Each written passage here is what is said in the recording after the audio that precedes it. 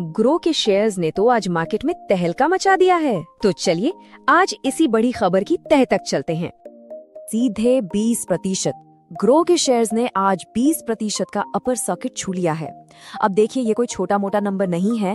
जो भी मार्केट को थोड़ा भी फॉलो करता है उसके लिए ये खबर इग्नोर करना नामुमकिन है। लेकिन सवाल ये है कि ये अपर सर्किट होता क्या है, और इससे भी बड़ा सवाल, आखिर ऐसा हुआ क्यों? तो चलिए डिकोड करते हैं कि इस जबरदस्त उछाल के पीछे चल क्या रहा है। इसके मैकेनिक्स और मोटिवेशंस सब पर एक नजर डालते हैं। तो सबसे पहले अपर सर्किट ये है क्या भला?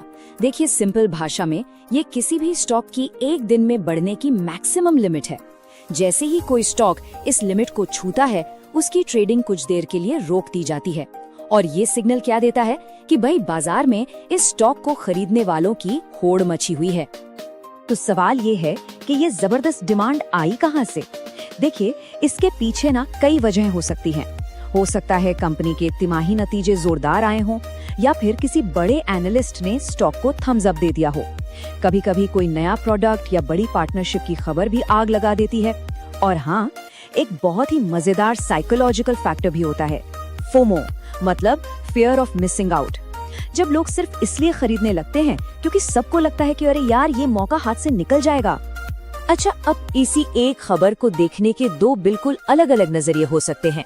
एक होता है ट्रेडर का नजरिया और दूसरा होता है इन्वेस्टर का।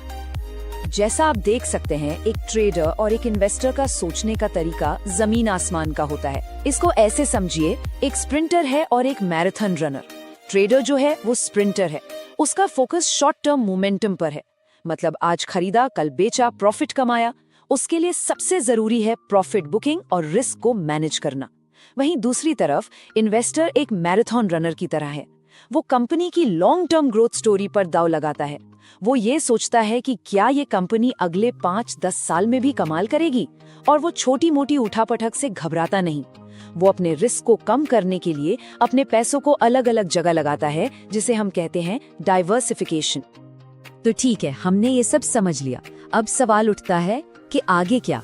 यहीं पर पर्सनल एनालिसिस यानी खुद की सूझबूझ सबसे ज्यादा काम आती है। और हाँ, एक बात है जिसे हमेशा याद रखना चाहिए, एक तरह का गोल्डन रूल है ये। जब अपर सर्किट लगता है तो प्रॉफिट बुकिंग और रिस्क मैनेजमेंट सबसे जरूरी हो जाते हैं। सिर्फ फोमो में आकर खरीदना कभी भी एक समझदारी वाली स्ट्रैटेजी नहीं होती। और यही हमें सबसे जरूरी पॉइंट पर लेकर आता है, मार्केट में लिया गया हर फैसला, हर एक्शन, उसके पीछे आपका अपना पर्सनल एनालिसिस होना चाहिए। भेड़ चाल में चलना यहाँ सबसे बड़ा रिस्क है। तो अब आखिर में सवाल यही बचता है, क्या ये मौका है बाजार में कूदने का, या फिर किनारे बैठकर सावधानी से देखने का? और देखिए, इस सवाल का जवाब किसी और के पास नहीं है। ये हर किसी को अपने फाइनेंशियल गोल्स और अपने एनालिसिस के आधार पर खुद ही खोजना होगा।